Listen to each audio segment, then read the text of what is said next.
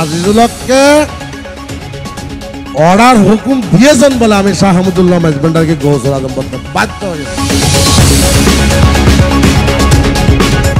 এক একজন এক এক দৃষ্টিভঙ্গি তো চাইলো, কিন্তু আসলেই তাই ভালো ইসলামী একজন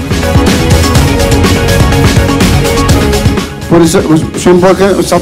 ছাত্র ছিল বিদায় উনি হুজুরের সাথে আমাদের ফরহাদাবাদ দরবার শরীফে যাওয়া আসা করতেন এবং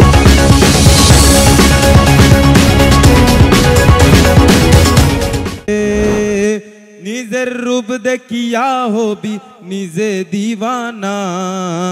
নিজের রূপ দেখিয়া হবি নিজে দিওয়ানা, ঘুমায়ো না মায়ার ঘুমে আখেরি জামানা, আখেরি জামানা। মাঝি ভান্ডারে উঠেছে তৌহিদের নিশানা। বিশ্ব অলি শাহানশাহ হজরত সৈয়দ জিয়াউল হক মাইজভান্ডারী কেবলা কাবার পবিত্র খোশ রোজ শরীফ উপলক্ষে হজরত সৈয়দ ওয়াইজ উদ্দিন শাহ, হজরত সৈয়দ আব্দুস সোবহান শাহ, মোনাজেরে আহলে সুন্নাত মুজাদ্দেদে আলম তাজুল ফুকহা আল্লামা সৈয়দ আমিনুল হক ফরহাদাবাদী, কেবলা কাবা ইয়াদে আজিমত ও উস্তাজুল আসাতেজা হাফেজ মাওলানা সৈয়দ জালালউদ্দিন রহিমাহুল্লার বার্ষিক ফাতেহা এবং ওরশে কুল ও মুরাব্বিগণের ইসালে সওয়াব আলোচনা সভা, মিলাদে নববী ও তাওয়াল্লাদে গাউসিয়া ও মাহফিলে শেমা গত 8 ডিসেম্বর রোজ রবিবার বাদে মাগরিব হাফেজ মাওলানা সৈয়দ জালালউদ্দিনের পরিবারবর্গ, হাফেজ সৈয়দ নজমুস সাকিব কাওয়াল এর ব্যবস্থাপনায় অনুষ্ঠিত হয়।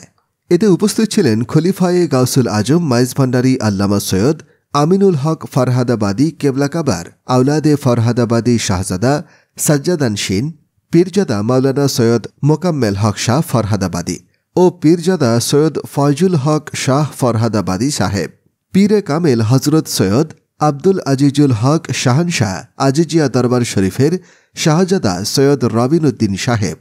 মাইজভান্ডারী গাউসিয়া হক কমিটি বাংলাদেশ মধ্যম বাবুনগর শাখার প্রতিষ্ঠাতা সভাপতি জনাব মাওলানা আবুল বাশার মাইজভান্ডারী সাহেব,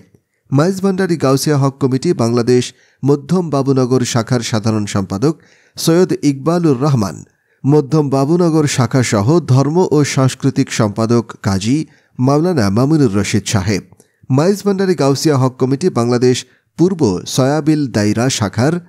সভাপতি হজরত সৈয়দ ওয়াইজ উদ্দিন শাহ, ওরস পরিচালনা কমিটির সাধারণ সম্পাদক পূর্ব সোয়াবিল সৈয়দপাড়া ফুরকানিয়া মাদ্রাসার পরিচালনা কমিটির সাধারণ সম্পাদক সৈয়দ মাওলানা কাজী নিজামুদ্দিন সাহেব,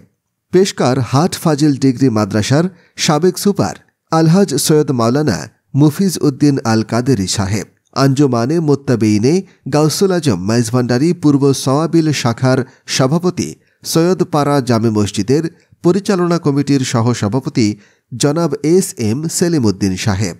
পূর্ব সয়াবিল আহলে সুন্নাত ওয়াল জামাতের সভাপতি আলহাজ সৈয়দ মাওলানা আব্দুল লতিফ চাটগামী সাহেব প্রমুখ।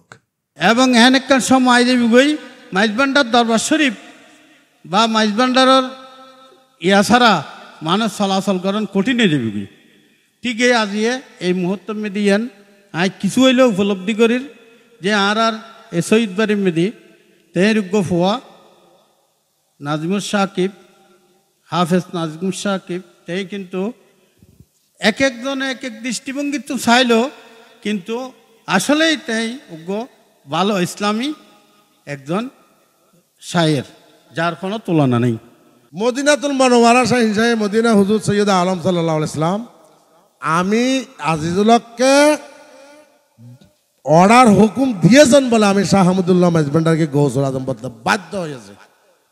আমি আমার নিজ ইচ্ছায় বলি নাই এবং বিভিন্ন ওলি আল্লাহদের মুখে আমি শুনছি সেই যে যুগের কিয়ামত তক গৌসুল আজম। সে কারণে আমি সৈয়দ আব্দুল হামিদ বাগদাদির খলিফা হয়ে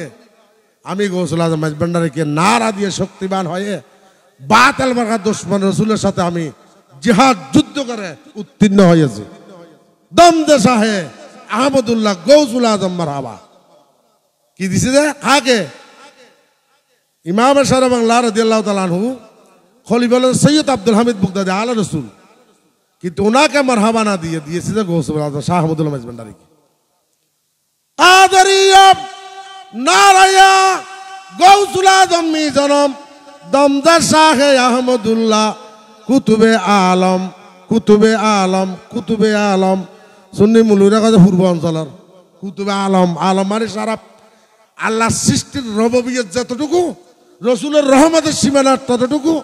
গৌসুল আজমের আজমতের শক্তি ততটুকু। তাই বিশ্ব আলী মারাজাল বাহারাইন বাবাজান শাহান শাহ ভান্ডারী বলেছেন রহমতুল্লিল আলামিন রসুলের রহমতের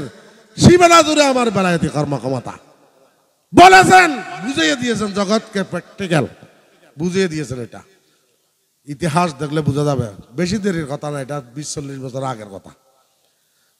রহমতুল্লিল আলামিন রসুল পাক সাল্লাল্লাহু আলাইহি সাল্লামের রহমতের সীমানা জুড়ে আমার বেলায়েতি কর্মক্ষমতা। অত আপনারা চিনেন জানেন, অত ফটিকছড়ি আশরাফাবাদ দরবারের হযরত আল্লামা হাফেজ শাহ আলম নঈম আশরাফি ফরহাদাবাদী মাদ্দাজিলুল আলীর পরিচয় সম্পর্কে ছাত্র ছিল বিদায় উনি হুজুরের সাথে আমাদের ফরহাদাবাদ দরবারে শরীফে যাওয়া আসা করতেন। এবং বিশেষ করে আমার আব্বাজান ফরহাদাবাদ দরবারের সাজ্জাদান হোসেন পীরে তরিকত আল্লামা সৈয়দ মুজাম্মিল হক ফরহাদাবাদের খেদমতে উনি যেতেন, প্রায় সময় উনি যাওয়া আসা করতেন। তো যেদিন উনি ইন্তেকাল করবে ওই দিনটা এখনও আমার খুবই এখনও মনে পড়তেছে।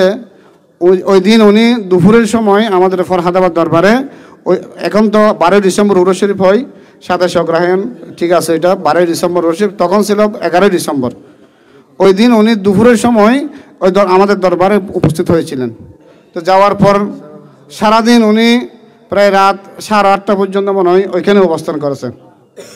8টা কি 8:30 নাগাদ ফরহাদাবাদ দরবারের মধ্যে উনি ওই উরুস শরীফের মধ্যে অবস্থান করেছেন। এবং আরেকটা বিষয় লক্ষ্য করেছি আমি এবং আমার আব্বাও ওইটা বলতে এখনও বলে, ওই সারাদিনের মধ্যে উনি বেশিরভাগ সময় আমার আব্বার হুজারা শরীফ যে আমাদের দরবারে যে এখানকার মাদার হুজারা শরীফ যেটা আছে সেখানে ঘোরাঘুরির মধ্যে সেই রুমের মধ্যে উনি অবস্থান করতেছেন। আমি তোমার সঙ্গে